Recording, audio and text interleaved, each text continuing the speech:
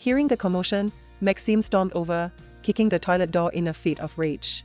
Sophie, enough, stop trying so hard to get my attention, it's useless. I'll let you out when New Year's Eve is over, be quiet. I wanted to scream for help, but the voice that came out was dry and hoarse. The blood beneath me kept pouring out and despair spread through my heart. To punish me, Maxime pulled Lily against the toilet door, using her to taunt me. Max, please let Lily go. Your wife is still here. She'll hear everything. Lily, you are not just any girl for me. Lily hesitated for a moment but then welcomed his touch, fueling his excitement even more. I turned my desperate gaze toward the window, silently praying that someone would notice the coat I had thrown out, that someone would see my distress. Whoosh, boom, pop, pop, pop. The night sky erupted with grand, beautiful fireworks, signaling the arrival of the new year. Maxime's voice floated from outside the door.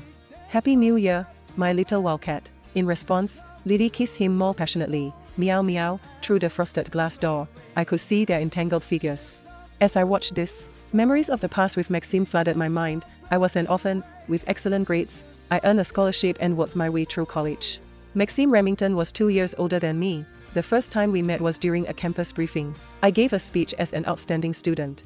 I was confident, calm, generous and beautiful. Maxime later said that he fell in love with me at first sight and became obsessed with me.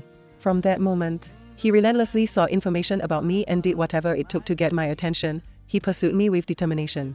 Maxime came from a wealthy family, so I never thought we were on the same level. I rejected him sternly at first. But he did not give up. He stayed by my side for 2 whole years, chasing me through thick and thin. I was an abandoned orphan, used to receiving little love. It was the first time someone had valued me so deeply. Eventually, I gave in to his pursuit and we began a relationship. We strolled around campus, kissed in quiet, deserted streets, and for the first time, I truly understood what happiness felt like. But after we got together, I discovered that he was the illegitimate son of the Remington family and his mother was one of his father's many lovers. He was deeply affected by his background. After graduation, he founded his own company. Maxime wanted to prove himself and was determined to show the Remington family that he could succeed without their help. I supported him through the struggles, accompanying him as we built the company together and made it successful. Everyone praised us as the couple goals, a match made in heaven. We were each other's salvation. Unfortunately, everything changed after I got pregnant and my body began to change. To help me rest, Maxime suggested I quit my job and stay at home to await the birth. The child I had longed for after 7 years of marriage became more important than anything else, so I agreed. After I left the company, Maxime hired a young, beautiful female secretary. Her name was Lily Cartwright. Even I could not deny that she was stunning, with a face as beautiful as an angel and a figure as seductive as a sexy succubus. The first time I met Lily was in the lounge of Maxime's office. Maxime explained, "This is the new secretary, our professional junior." She insisted on working even though she wasn't feeling well during her period. She didn't want to admit that her body couldn't handle it, so I let her rest here for a while. Lily stuck out her tongue, playfully adding, "Mrs. Remington, I'm so sorry. We're both women, so you must understand." I felt uncomfortable at the time and asked Maxime to be careful. If she really had a health problem, she should take leave and go home, not lie on a married man's bed while showing such a seductive figure. Maxime brushed it off, telling me I was too sensitive and urged me not to be so harsh on the young girl. Pregnant women tend to have irrational thoughts. "Sophie, you weren't like this before." I questioned myself, worrying that perhaps I was the one with the problem. But as time passed, I realized that he and Lily were growing closer and closer. There were women's slippers and changes of clothes in the office that did not belong to me. Pink pendants adorned the desk and loose powder was tucked away in the drawer. After a night when Maxime did not come home, I noticed hickeys on his neck. Fueled by suspicion, I confronted him, asking if he was cheating on me. Maxime simply stared at me, his expression cold and detached, as if I was some irrational stranger. "Have you had enough of this nonsense? When you're done, go back to sleep. I don't want to argue with you. Don't think being pregnant means I have to be understanding of you endlessly. This is getting ridiculous." After that fight, he became even bolder in his behavior. He disappeared for days at a time. He returned with lipstick smudges and scratches left by another woman. People around me offered empty advice. "You've been the only one by the famous Mr. Remington's side for so many years.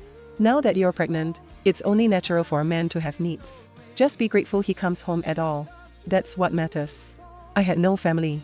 Since the day I started dating Maxime Remington, my world had revolved around him. But now, as I looked around, I realized there was not a single person I could confide in. To everyone else, I was simply Mrs. Remington, someone to envy for her seemingly perfect life. Yet, not one of them was willing to criticize the man who betrayed our marriage vows.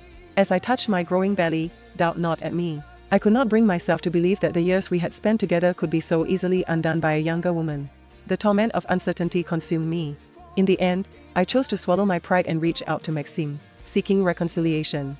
But he ignored me, as cold and detached as ever, until I stumbled upon a text message he had sent. At first, I thought it was a sign he was willing to mend things, but that illusion was shattered when I realized it was nothing more than Lily's triumph, her blatant declaration of war against me. How laughable. The passionate love of a young man, once steadfast, had proven no match for the temptations of the world. The 18-year-old Maxime had sworn he had fallen for me at first sight, promising a love that would last a lifetime. But now, in his 20s, Maxime was holding another woman in his arms. My consciousness dimmed, slipping further with each passing moment. I could not tell how much time had passed when, suddenly, the lively music outside came to an abrupt stop. I vaguely heard the sound of someone forcing their way in. "Excuse us," were the security team for the club. During our patrol, we discovered a blood-stained piece of clothing outside. For everyone's safety, we need to check on all personnel. Please cooperate. The drunken crowd reacted, some excitedly shouting back at the guards.